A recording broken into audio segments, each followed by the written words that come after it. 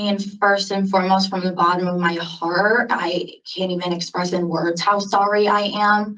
I have expressed how much Michael is with me in every decision I do, and he is my fuel to do better and provide back.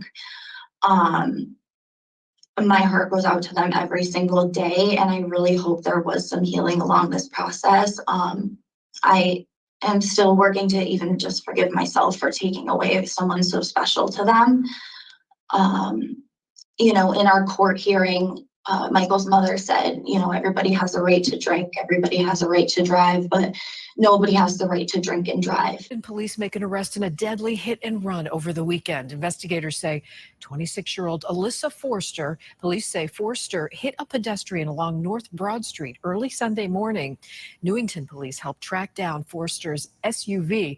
The victim's name has not been released. We are about to watch the parole hearing of a Connecticut woman who hit and killed a father of two and then left the scene of the crime. Now, this crime happened in 2020, but she wasn't sentenced until just 2 years ago, 8/30/2022, and already up for parole. I'll unpack it at the end.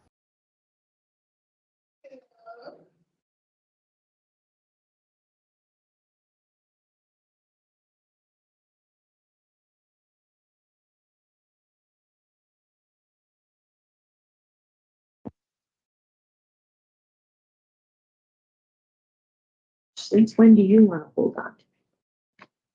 Good afternoon, Ms. Forster. Hi, how are you? I'm good, thank you. My name is Parole Officer Logan. Today is Friday, August 30th, 2024, and this is a hearing of the Connecticut Board of Funding and Parole.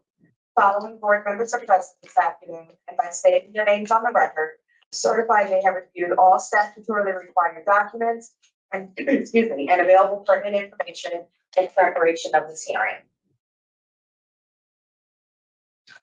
Good afternoon, Deborah Smith Palmieri. Good afternoon, Mike Pohl. Panel Member Page. Please state your name and inmate number for the record. Alyssa Forster, 441345. This hearing is being conducted in consideration of the parole application for Alyssa Forster, 441345. She is serving a sentence of 12 years, executed suspended after serving 66 months, followed by 3 years probation for evading responsibility, death, and illegal operation of a motor vehicle under the influence of alcohol or drugs. As of today, records reflect the parole eligibility date of February 26, 2025. There is no victim input in this case. There is an offender accountability plan for the offender. It has been reviewed and shows she has completed SMART recovery, voices, people empowering people, parenting, biohazard training. She's a janitor and she's currently participating in anger management with an anticipated completion date of September 27, 2024. Utilizing the Women's Risk Need Assessment, the offender's overall score for recidivating falls within the low range. Ms. Forster, this is your opportunity to express to the board why you believe you should be granted parole. You may begin. Thank you. First and foremost, thank you. This opportunity happening this soon was very unexpected. I have learned and grown so much in the last 2 years. I have done more than most people do in their entire bids. It is very difficult to talk about all of the good I've done and all of this change, knowing that I'm capable of something so horrific. And it still breaks my heart every single day that Michael is no longer here. I'm sorry. But I'm a mom now. I did all of the work that I needed to do to be that better person. And I have enjoyed so much sharing my story here with these women, of why our choices are so important. And all I want to do is continue that in the community upon my release. I think especially with alcohol, it's a legal drug and it's such a social norm for young people to get involved with the wrong circles in drinking and driving. And I think we need more conversations from people who've been in the worst situation of it to change that around. And I really am dedicated to doing that. I do not want Michael's, death to be in vain, and he is my purpose for wanting to provide back for everything that I've taken. My son is going to be 2 in October. I never thought I would be a parent, and he has been the best thing that has ever happened to me, and I never want to leave him abandoned or with questions. I do everything here, call him, write letters, and have visits, and build that bond from this point of view. And I just want to give him that mother who is there and is not going to leave him. Unfortunately, some things cannot be fixed. They'll always be carried. And this is something that myself and the victim's family are going to have to carry with us for the rest of our lives. But it is imperative that I never stop doing the work to make sure that this never happens again. And if I can prevent other people from making my same mistake, I will feel like I'm fulfilling what I was meant to do. Thank you. All right, thank you, Ms. Foster. We will be asking you some questions, and at the end of the questioning, we will deliberate about your case. Okay. All right, panel member Page. Thank you, Madam Chair. So, Ms. Foster, in reviewing your file, I did see that you were extremely remorseful for your actions. I even saw where you said, had I stopped and called 911, perhaps I could have saved his life. I also read in the PSI the impact that your actions have had on this victim. And just when you spoke about your son and how important he is in your life, this is the same way that they felt about their child that was taken away because of your poor decision making. I also appreciated your acknowledging that you had, prior to this even occurring, you've been drunk before and driving. And in your opening statement, I heard you talk about alcohol being legal, but it's legal, but it also, there's a requirement that we drink responsibly. Mhm. That's the key point. Absolutely. And when you start drinking and you get behind the wheel of a car, everyone is at risk. And I say all of that to say that this could have been avoided, especially in this day and age where there's so many different ways of you getting home after drinking. For me now, I honestly won't even, I mean, a glass of wine and I'm asking someone to come pick me up. But that's neither here nor there. I appreciate the work that you've done in the facility, and I encourage you to continue doing that work. In terms of your treatment, with this being an alcohol-related offense, I really struggle with your not taking an addiction service program. Mhm. So which program are you on the wait list for? The Tier 2 or the Maryland Baker? So currently I am on the wait list for Tier 2 and should be starting in October. I met with the addiction services counselor just last week to discuss our thoughts and how we wanted to go with what would be best for me. Through discussions with multiple counselors, with the AA and the Smart Recovery and all of the personal development groups and the schooling and Defy and everything, they thought I was doing a really great job at taking my recovery and addiction into my own hands while I wait. Through conversations after the last 2 years, I believe they are considering dropping my addiction score down. But this conversation had just happened, like I said, last week, so I don't think they had done that yet. I had told them from the beginning, though, I was willing to do whatever they thought was best, either way. Okay. So your end of sentence date we have today is in 2027. And so your eligibility is not until next February.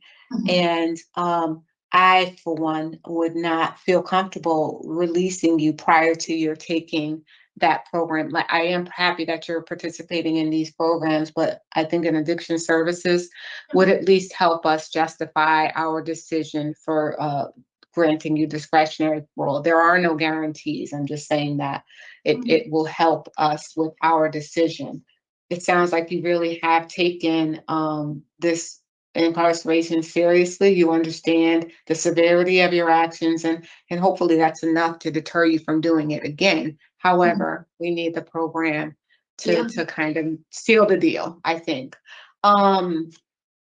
So for me today, I would not be in support of your early release. I know that you're in the anger management program. I know you're taking anything that you possibly can, but you said you're on the list to start when, in 2 weeks? October is the next session for tier 2. In October. Okay. And it's about Yeah. a 2-month program. So what would you say to the victims, just out of curiosity, if they were listening to this hearing today and wanting to know your thoughts about what occurred? What would you say to them in terms of an apology? I mean, first and foremost, from the bottom of my heart, I can't even express in words how sorry I am. I have expressed how much Michael is with me in every decision I do, and he is my fuel to do better and provide back. My heart goes out to them every single day, and I really hope there was some healing along this process. I am still working to even just forgive myself for taking away someone so special to them. You know, in our court hearing, Michael's mother said, you know, everybody has a right to drink, everybody has a right to drive, but nobody has the right to drink and drive. And that has stayed with me over these years. And that's why my main goal is to share with other people why that is so important. You know, yeah. I appreciate that. I appreciate that. Thank you. I would continue working on myself to make those words resonate, just not with just you, but other people, and sharing what you've learned through this. And I heard you doing that in the facility in your opening statement, and I hope that you continue doing that because it's important work. Yeah. I'm done with my questions, Madam Chair. Thank you. Thank you, panel member Page. Mr. Cole? Thank you. Good afternoon. Can you talk to me about Smart Recovery? Sure.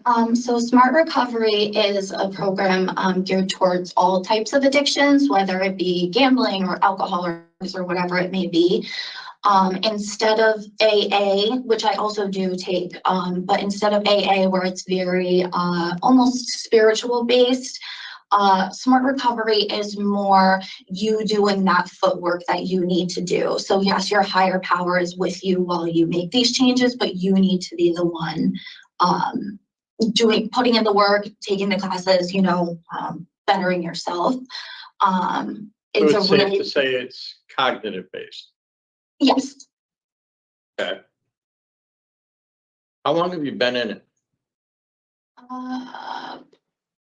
I believe at least 5 months, 6 months, perhaps. And how often does that mean? Once a week.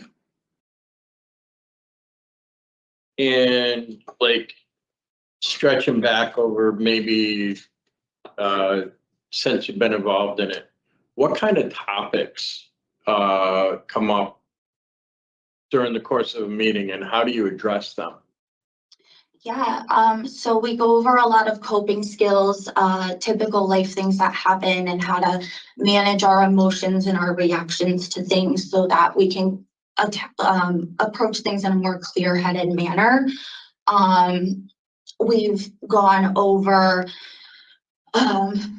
taking the courage and the effort to remove ourselves from toxic people or situations, and doing things that are good for us. We've gone over how important it is to reach out for help if you feel like you are going to pick up a drink again or, you know, a drug again, you know, to reach out to those connections you make through the program. It's just been really a big about support and really thinking all of our decisions and feelings through. So the thought of a drink or a drug can certainly be a response to a situation that you're facing. Exactly. Right? Mm-hmm. What Smart Recovery does is what? replaces that with healthy coping mechanisms and responses to things. So if something really tough were to happen in my life, I'm not like, oh gosh, I know need to go get a drink. I'm like, oh, okay, let me go for a run, or let me go contact this family member, let me go swimming, whatever it may be that makes me feel good on the inside, so that internally I'm helping myself, no longer looking for external healing. So it's basically getting an understanding that, you know, I'm an addict, I'm an alcoholic, whatever the case may be, that I might have thoughts in response to life situations, but Yeah. coming up with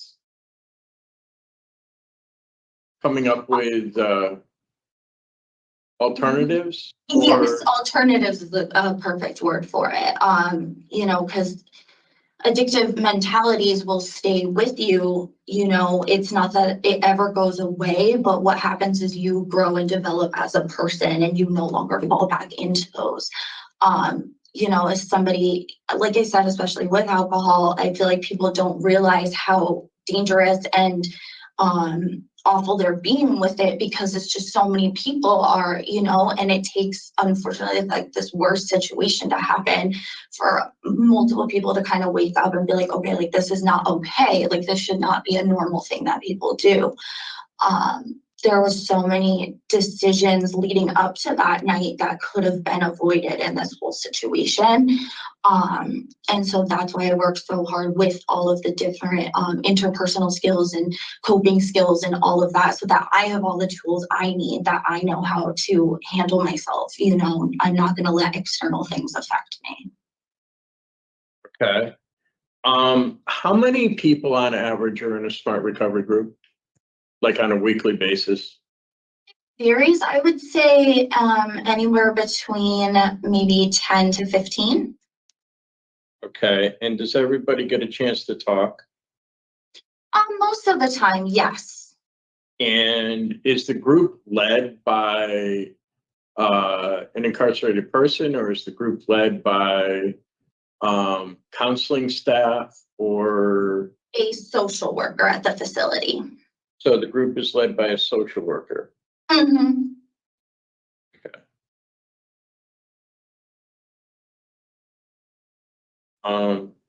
You understand that smart recovery is available in the community, as well as, like you had said, that you're interested in AA. Yes. Yep. The counselors here have already provided me with a list of all the AA locations in my areas, and I have the list of smart recovery locations as well. A lot of those are web-based as well. Oh, awesome. Yeah. All right. That's really the only questions that I have. Thank you for that. That's good. All right, I do not have any questions for Ms. Forster. I did acknowledge that, as Ms. Page pointed out, she was extremely remorseful. She did turn herself in on the warrant, but she was very cooperative when arrested initially as well. All right, so panel member Page. I appreciate the work that Ms. Foster is doing, and I would encourage her to continue on the positive path. But through our discussion, it's apparent that even the addiction services people there in the facility still feel as though she needs to do at least a tier 2 program. So I would support that and have her come back, have her take the tier and come back after she's completed it. Okay, Mr. Paul. I'm in a different place. I would support parole. What I just went through with smart recovery is a way more in-depth and connected piece than tier 2. You know, what's really important when we're doing things like this is cognitive based decision making types of things when it comes to substance use. And having been involved for 5 or 6 months in smart recovery, which is a group, as she confirmed, is led by a social worker. Right. There is an addiction services program. So I would, I think she's in a place and done the work, that I would support her parole on her parole eligibility. So I would also support her parole today. She's not eligible until February 2025, which we've already talked about. And there's still plenty of time for her to do the Tier 2 program within that time frame as well. But I also do look at all that she has done to date, including school. She has no disciplinary reports, no prior criminal history. And it does appear that Smart Recovery is, as Mr. Pohl broke it down, an addiction services type program led by a professional. And I especially appreciate that it can be continued out in the community under that same mechanism called Smart Recovery. So today I would be in favor of granting her parole. As I said, she's not eligible till February. I'm sure she'll continue to do Smart Recovery and the Tier 2 program if it becomes available to her prior to that. I just had no alcohol and no contact with the victim's family. I have mental health and also no driving. All right, thank you. Mr. Pohl, anything else? No. And I am dissenting. Right, okay. So in the matter of Alyssa Foster, 441345, there's a motion to grant parole on or after February 26, 2025, with the following stipulations: no alcohol, mental health evaluation and treatment, no operation of a motor vehicle without the parole officer's permission, and no contact with the victim's family. MC is the victim and WC is the victim's family. So do I have a second? Second. All those in favor? Aye. Those opposed? Aye. Okay. Nay. So it's a majority decision, Ms. Foster. Keep up your recovery work until your parole eligibility date comes available. Thank you Good so luck. much. Thank Ms. you. Forrester, have you connected with CCAR? So, currently there is a program within the facility, where they're doing training for recovery coaches. So I did write But- about that. Yeah, but I'm a waiting coach about for- that. A coach for you. Right. Oh, I've heard about it, but I didn't know if it's in here or just out there. I would Yeah, on the way out. You're doing well. So Yeah. I would add that to your Yeah. toolbox. awesome. Thank you so much. Good luck. Thank Good you. luck.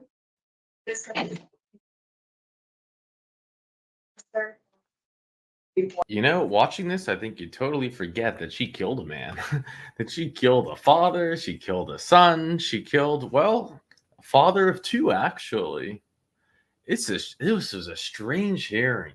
I mean, like all 22 and a half minutes of it, and what did we just watch? It blows my mind. I mean, at least there was one parole board member that thought, you know what, maybe she should finish stage 2 of the drinking program. You know, the reason that she's in prison, maybe that's a good idea. Maybe we should make that a requirement. I mean, we've seen other parole boards say, well, you can't get paroled until or on condition that you complete the XYZ program. They don't have that creative thinking here in Connecticut. Is that too or are we just too sheeple to understand? It's whatever happened to at least serving time as a punishment? You know, this accident happened. She got into a car which didn't have insurance, by the way. Drove drunk, hit a man, left him on the side of the road to die, tried to get away with it. Police found her vehicle, got a warrant to arrest her, and then she turned herself in and still blew on the breathalyzer 2 times over the legal limit. But you wouldn't know that by watching this parole hearing because, I don't know, they didn't ask her, why did you leave the scene? They didn't ask her any question. Oh, we read a letter about that you sent in, and that's enough. That's enough for them to just judge completely what it is that she's thinking, if she's even being honest with herself, any of that, because who really cares? She starts off her speech by patting herself on the back. What are the words that she says? Her opening remarks is, I've done more in this short time than others will do through their entire bid. The only thing he said right there is short time. Yes, short time it was. She waited, the judge waited 2 years, or the system 2 years to sentence her. She got out on $10,000 bond. So the accident, I don't know why I'm calling it that. The hit and run, vehicular homicide happened on 8/23/2020. She was sentenced almost 2 years to the day, 8/30/2022. 66 months. Maximum release date of November 29, 2027. 5 years. But parole eligibility after 2, which she got even before completing the program. The program she does complete is Smart Recovery, I don't know, Voices, People, Empowering People, Parenting, which we'll get to in a second, Bio Training, and she's a janitor. But she's accomplished more than most people do in their short time. She's so great.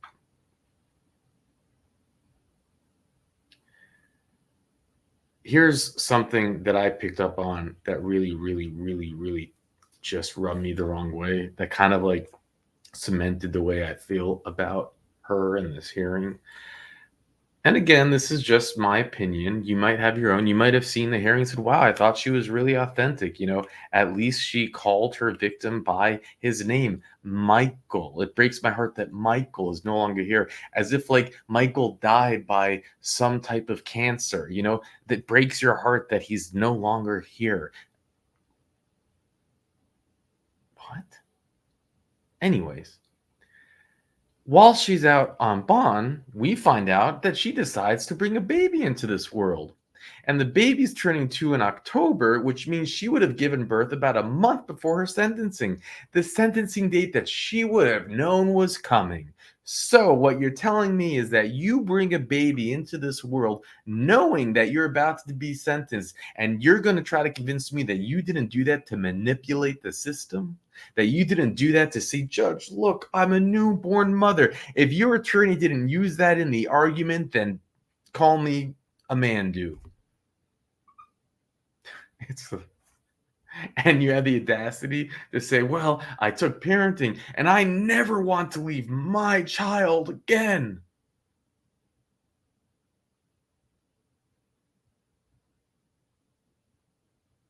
I never want to abandon him.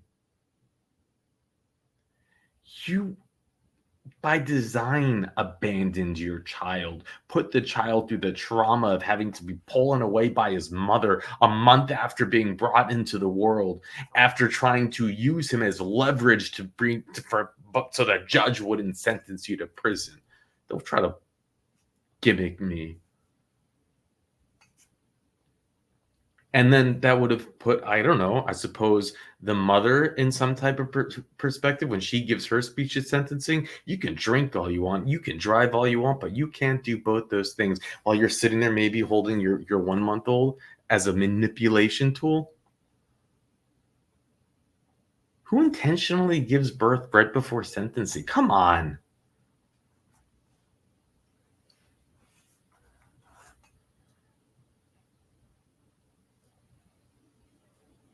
It just rubbed me the wrong way. She shows up smiling and like giggling and not one tear is shed, no tissue box in sight. Imagine killing.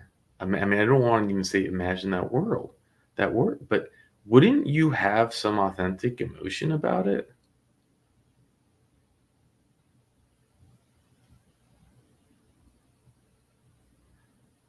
No. She actually uses the words, I hope that they found time. What was it? I hope there was some healing in the process. Healing? What do you mean healing? You don't heal from that.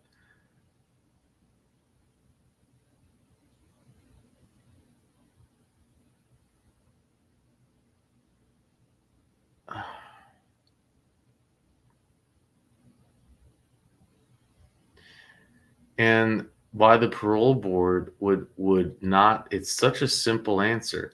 You know, even if you want to parole her early, again, she can't get paroled until February. Why not just say on condition of completing the program? Why not? You know, is there a tier 3? I don't even know. Complete tier 3. Complete a substance abuse program. Like, what the? They didn't even want to make it mandatory that you couldn't drive. No, you can only drive with your parole board permission. No requirement for a breathalyzer thing in the car. No requirement, like nothing. It's just get out there and whatever. Then there's the next problem that I have, which is, you know, we don't see the victims here. Now, it's possible the victims didn't heal enough to, or have totally healed and they're okay with, you know. But what I think is more likely is that the system messed up and didn't notify the victims or didn't notify them in time, or the victims got a letter but because Richard, you know, as she had said, she was completely surprised that she had the hearing, and Richard follows this stuff very thoroughly, and they often change around the docket the day of, the day before.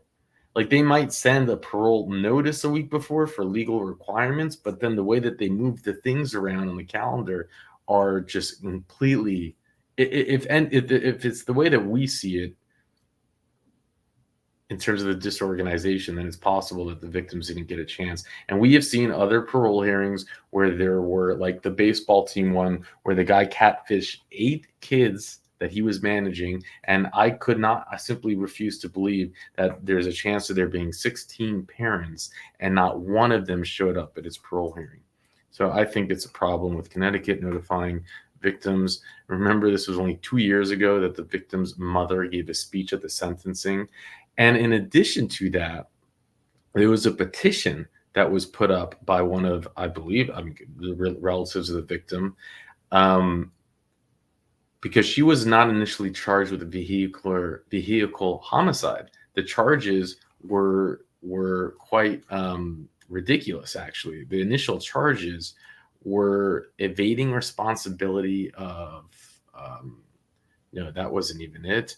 It was illegal operation of a motor vehicle, and illegal operation with, or it wasn't vehicle homicide.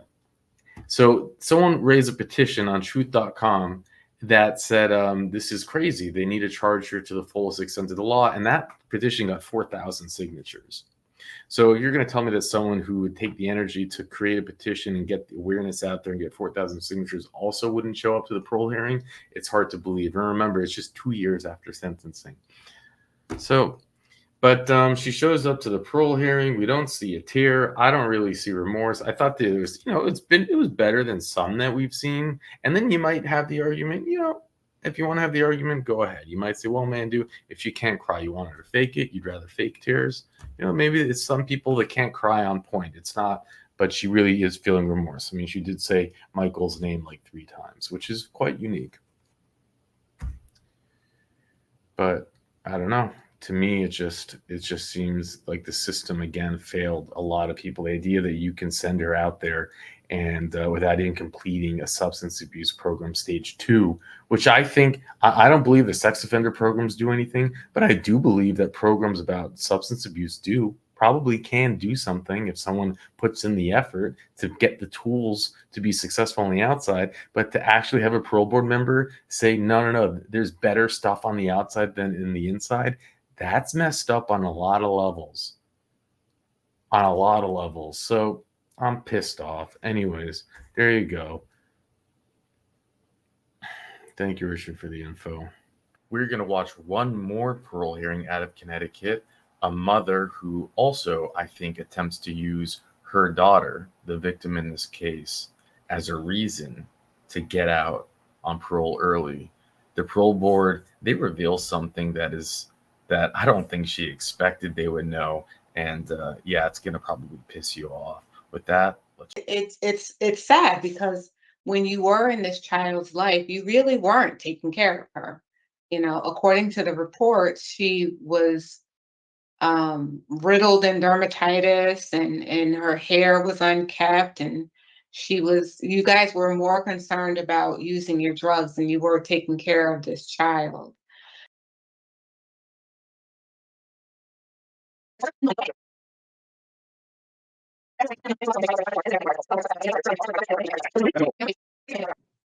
Nicole, the point 301, 307.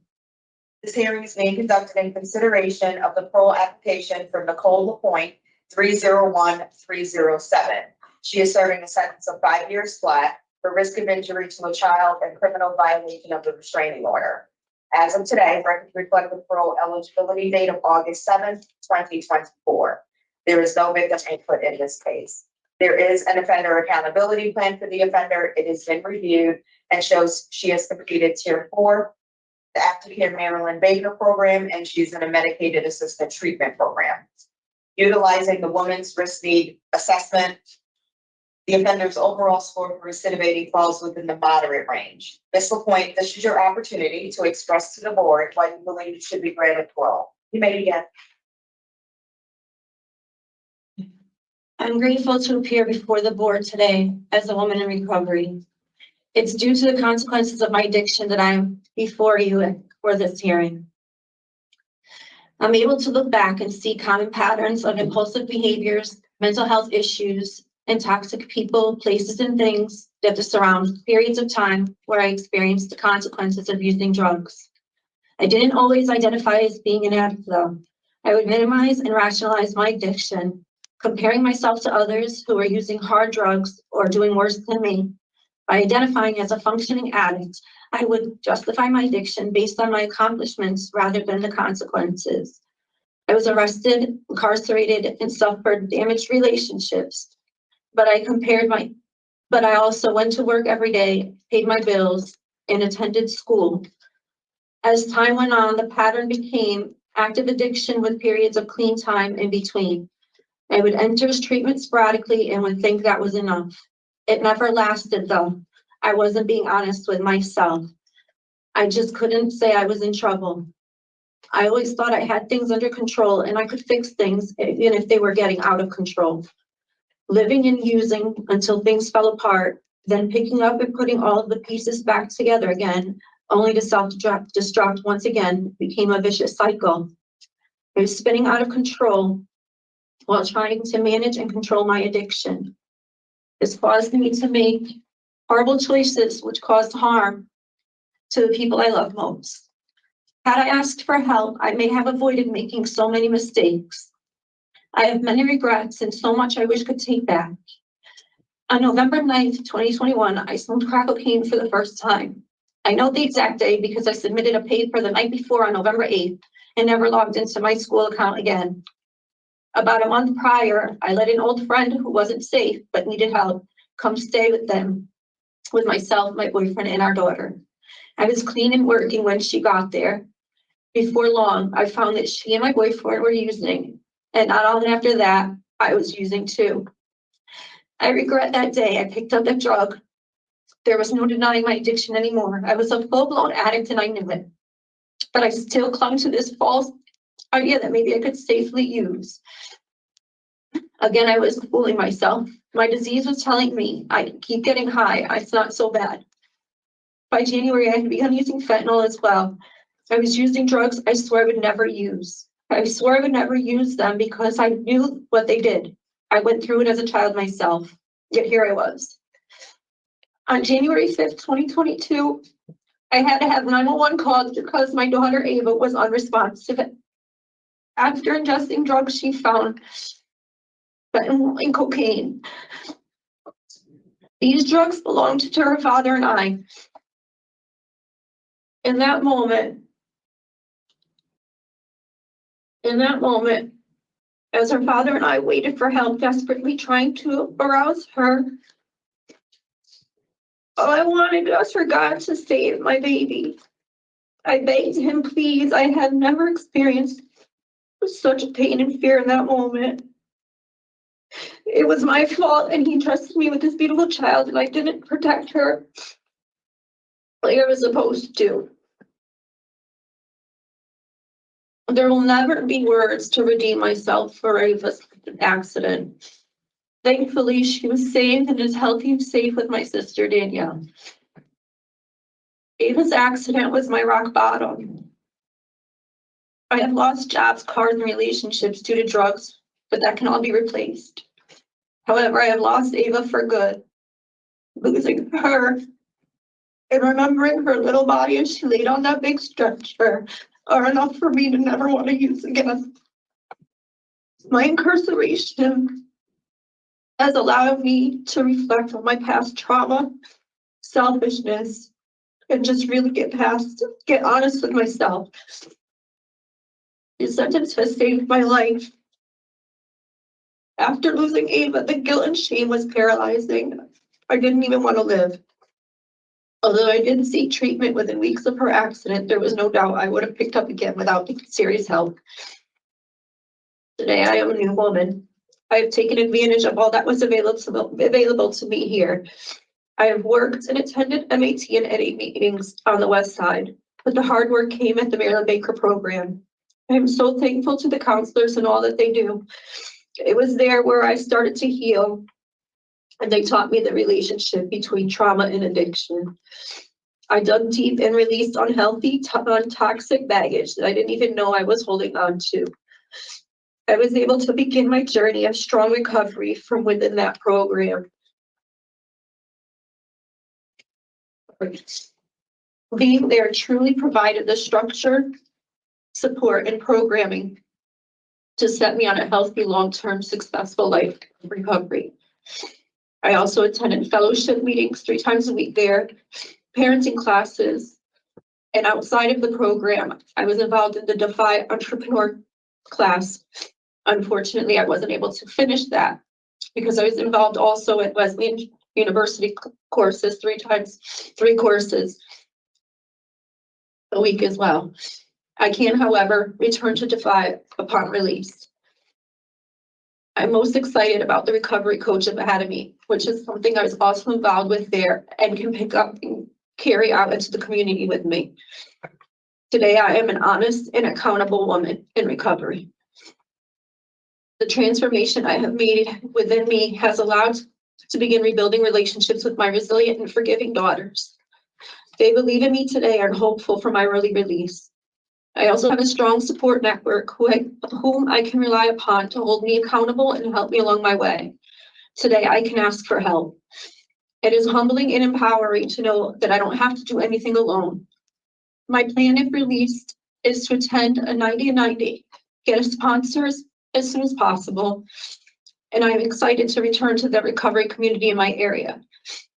I will enter therapy and stay on my mental health meds and continue to attend courses into Wesleyan University, return to part-time work, and spend time helping my in-laws as they are older and really needing me home to assist them daily. I'm terrified if I am unable to finish my sentence that I will lose them before I get home. They have been loving unconditionally, and I want to be able to give back to them. Finally, my daughters are getting older, and I'm missing out on so much in their lives. I desperately want to be a part of their daily lives as they're approaching an age where marriage and children are very real possibilities. I don't want them to continue to pay for my mistakes with my continued absence in their lives. With a lot of goals to work toward, I feel I will develop more healthy habits and expand my support system of positive, appropriate peers on the outside. I know I have made some unhealthy, terrible choices and have impacted the lives of so many people. I'm truly sorry for my behaviors and all of the pain that my behaviors have caused. I am also so very grateful to my sister for providing Ava the healthy, loving life she should have. If given the chance to be released, I will prove myself deserving of this opportunity. I am motivated to change my future and not repeat this self-destructive and criminal cycle anymore. Thank you for your time. Thank you, Ms. LaPointe. That was well done. It gave us quite a bit of information and insight. We're going to be asking you some questions. Okay. Okay, and I'll begin with the questions this morning. Oh, no, Ms. Page will begin with questions. Thank you. Thank you, Madam Chair. So Ms. LaPointe, I appreciate your opening statement as well. This really was a tragic, tragic case. I'm happy to hear that she was able to be resuscitated and is hopefully now living a healthy life. Do you know if she has any side effects? She does. Go ahead. She does not. She does not. I'm sorry, I didn't mean to interrupt you. That's good. That's good.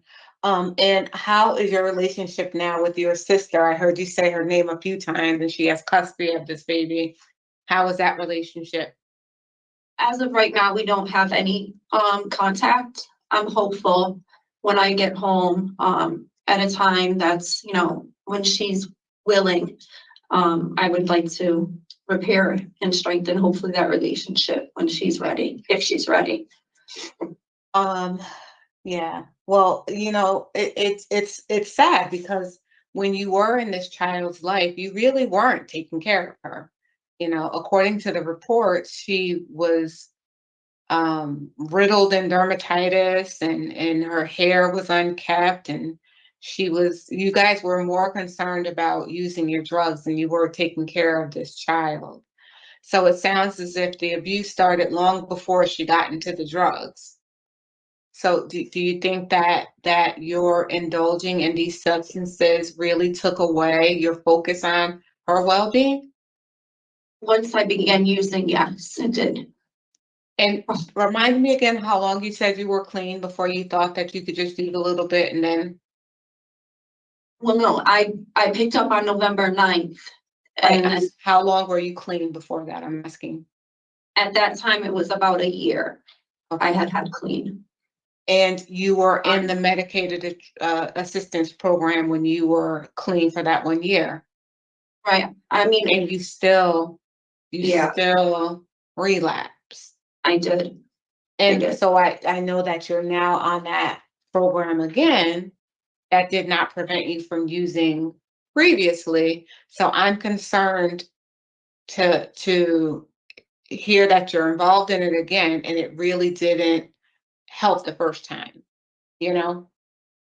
I know that this situation was very traumatic, so I'm sure that it's probably you've learned because this has truly been an experience for you and your child. But I can't help but express my concerns for just the repetition. It's kind of the same kind of thing. So you've been using drugs for a number of years. I show your criminal history dates back to 2000. And you know, you've been using drugs off and on, I'm assuming, all that time. What was your longest clean time prior to this incident? 6 years. 6 years. Wow. And what you were working? I was working and I was in school, but I had clean time. I didn't apply the supports that I should have to sustain a healthy recovery. You know, and little by little, I started to not have the healthy parts of what was necessary. I started neglecting my mental health first, and you know, then it maybe started to talk to different people that I knew weren't healthy for me. And little by little, I allowed the behaviors into my life that weren't conducive to having a person in recovery. Right. And we hear that story so frequently. But, you know, I'm really hoping that this really was a pivotal moment in your life because I know you have 4 other children, and I'm sure that they've experienced the clean mom and the mom that's addicted to drugs. How is I heard you talk about them briefly in your opening statement that they're at an age now where they're about to start getting married and having children of their own. How did you repair that relationship with their older children? My 2 older daughters, our relationship hasn't ever been severed. Obviously, it's, you know, they've suffered just the same by not having me there. They're really, really hoping I come home. Of course, you know, they still are longing for that mom that they know that I can, and You know, they're ready, they're eager, they're supportive, and they're just, they're forgiving. And I'm really, really grateful for that. They're Yeah. really good, good girls. They really are And, good. and do they have a relationship with the victim in this case? They do. They And do. what are their thoughts about what you did to her? You know, they haven't really said too much to me about it. And I would never push a conversation about the issue.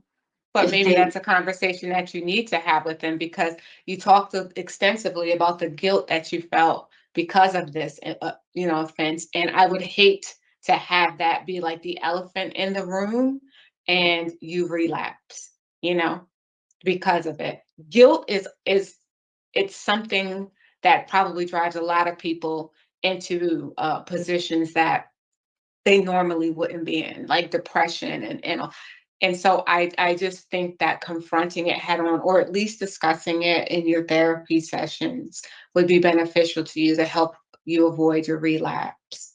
Yeah, I'm glad to hear that you have support in the community. You haven't received any disciplinary infractions. I heard you talk about getting a job part-time and going back to school. The 90 and 90, it really does sound like you have a strong relapse prevention plan.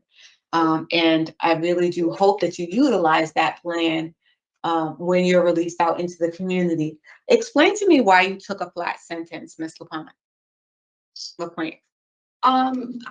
it was advised that by my lawyer, and he indicated, I think that was gonna be the only offer. Okay. And, Was it that because was- you hadn't done that great on prior supervised releases? that wasn't mentioned, to be honest. So this I- was the only, they said 5 years, that's it. They didn't offer you any times with supervision. No, this is the only offer I got. But, I do know I have a violation on my record, and I was remanded, on a TS. I Yeah, do no, know, you have been given 11 opportunities at supervised release, and 7 of those you failed or you finished unsuccessfully. So you don't have the best record out there because you violated your probation. I show the most recent one was in 2016, but it's just the repeated behavior over the years. And I have to be honest that given the amount of drugs that you were using and the length of time, I'm surprised that you're still like here and have all your cognitive issue. It's amazing because you've been doing this for so long, putting the poison in your body. So I really do hope you're done with this, Miss LaPointe, and I apologize if I say your name incorrectly. Today, I want you to know that I am willing to support your request for discretionary parole. I think that you do need some supervision when you're out in the community, and I do think that parole supervision would be the right amount, will provide the right amount of supervision for you to kind of deter you from committing any additional offenses and hopefully continue your sobriety when you're out in the community. So I don't have any other questions, but you do know that there is a protective order with this victim, and you are not allowed to have any contact with her or your sister. Or I see that there are 2 protective orders. So I'm assuming. yes, Okay, all right. So Yeah. you're not gonna have any contact with those people. Okay, thank you. thank you, Ms. Page. All right, thank you. Mr. Paul? Thank you, Madam Chair. Just real quick, who do you have for a coach? Jennifer Reed. Or in here, Yep, in here is Ms. Kane. okay, and when you get back out? It's going to be, Jennifer Reed. You're talking about the recovery coach, correct? Yep. That's all I have. Okay. I have no questions. I think panel member Page has already made reference to her vote of granting in favor of parole, Mr. Paul, and I would agree as well. And conditions, I had mental health evaluation and treatment, no contact with the victim, AN, and then I saw 2 co-defendants, a Jennifer Hack and an Arnold Nelson. All right. I also So have you- a no alcohol condition, referenced to, I know that she said that she was, um, I thought that I read somewhere that she was using alcohol. I have alcohol, crack cocaine, heroin, fentanyl, PCP, and marijuana at some point throughout your history. Okay. Okay, we'll add no alcohol. Okay, so in the matter of Nicole Lapointe, 301-307, there's a motion to grant parole on or after today's date, August 30th, 2024, with the following stipulations. No alcohol, mental health evaluation and treatment, no contact with the victim, AN, and no contact with co-defendants, Jennifer Hack and Arnold Nelson. Do I have a second? All those in favor? Aye. Aye. All right, Ms. Lapointe, we wish you well. Thank you very much. Have a great day. Point 301-307. I could hear Mr. Mirabella all the way from Louisiana. Actually, it was coming in like Mufasa in The Lion King when he's talking to Simba.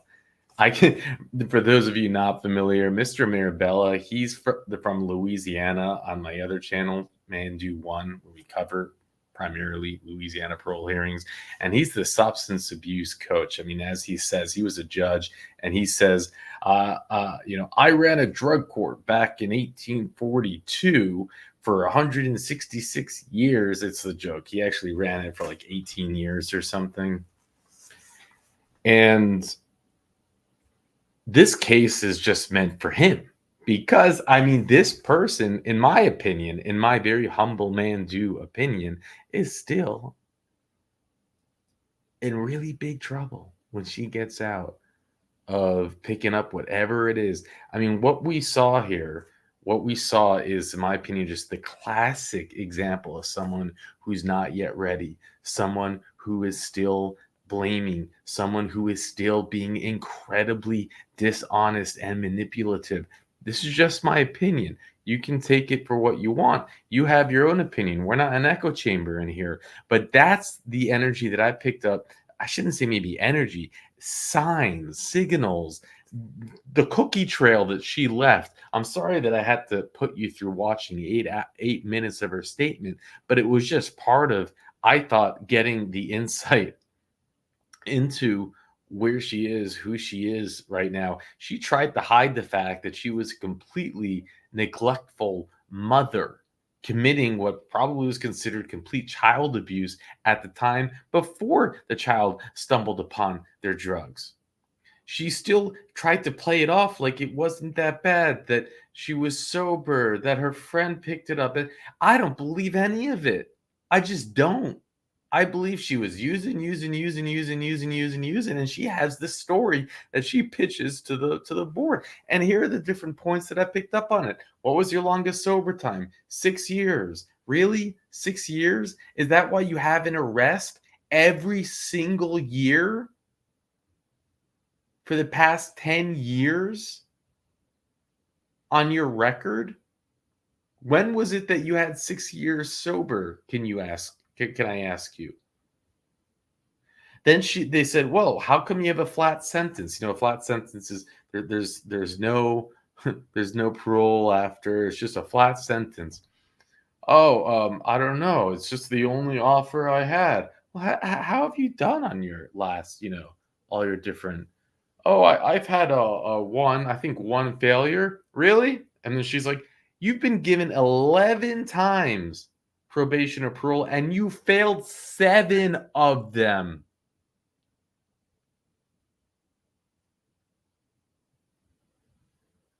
Wow. And she's talking about how she needs to take care of her parents and her other kids. It's so unfair to them. It's like, please, you got to be real with yourself before you can start to recover. You got to accept the situation that you're in. I don't. And they have this parole board has this things like, well, if you have a flat sentence, we have to parole because we want to give you supervision. They always fall back to that one. But even it doesn't work both ways, because someone could have 10 years of supervision and they'll still parole early for some ridiculous reason. So it's just the strangest thing. I see someone who is in serious risk. She needed more time. Sometimes you just need more time. She only got incarcerated on 4/4/2022. Her full term date was 5 years. Sometimes you got to sit a little bit, at least until you can be honest with yourself and those around you. Let me share with you her arrest record. Thank you, Richard, for printing it all out. And remember, this Connecticut, they only share the past 10 years. As the board mentioned, her history goes back to over 20 years. They only share with us 10 years. So we have larceny, 6th degree, sentenced 2 years, but suspended, right? So she didn't have to serve time with that. 10/10/2015, larceny, 6th degree, sentenced again 2 years, but suspended. 12/17/2015, so this would have been just 2 months after that one. Illegal obtaining of a prescription, sentenced to 4 months jail. So the judge said, you know what, you're actually going to get jail this time. 8/16/2015, 6th degree larceny. 12/1/2016, again 6th degree larceny. Criminal trespass. 6/27/2019, she has all these cannabis charges. I don't know how you get that, what it is, but okay, like 6 cannabis charges. Then 7/23/2020, the criminal violation of a restraining order, which is always scary, and 4/1/2022, risk of injury to a child, but that's the sentencing date. So the risk of injury, I think, was on the same as the 2020. So I don't know where she can point out to that 6 years of sobriety. And I don't know, maybe it happened in the year 2000 and something to something. But I personally, for one, I just realized now that you can't even see what I'm pointing at, huh? Whatever. I hope you forgive me. It should have been like this. But yeah, I mean, what's the big deal? Look, I'm not trying to come down and be mean or anything like that. I think I'm just saying it again is what after seeing so many of these hearings and seeing people who battle with addiction, is that you can kind of tell when someone's not ready yet. And you're doing this. And again, I can hear Mr. Maribel's voice saying this. We want you to succeed. We are telling you, you're not ready to get out yet. You need more time. You need more programs. So when you get out, you stay out. And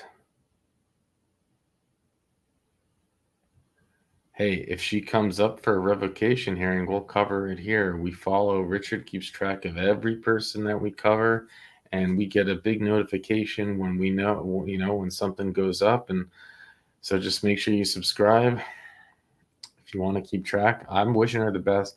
I hope I'm wrong. I do. I didn't see it there. And it's kind of surprising that the parole board doesn't seem to, they figure, well, we'll rather you out there with supervision than in here, taking more programs. They could have had her come up for parole again. That could have been an option. Come up for giving her a new parole date. We've seen them do that. Her full term date's 2027. I mean, they're releasing her 3 years early, basically. 2 years early. Anyways.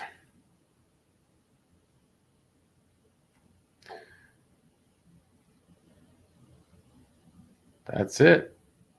That's all I got. So with that, I'll let you go. It's sad because when you were in this child's life, you really weren't taking care of her. According to the report, she was riddled in dermatitis and her hair was unkept, and you guys were more concerned about using your drugs than you were taking care of this child. I mean, first and foremost, from the bottom of my heart, I can't even express in words how sorry I am.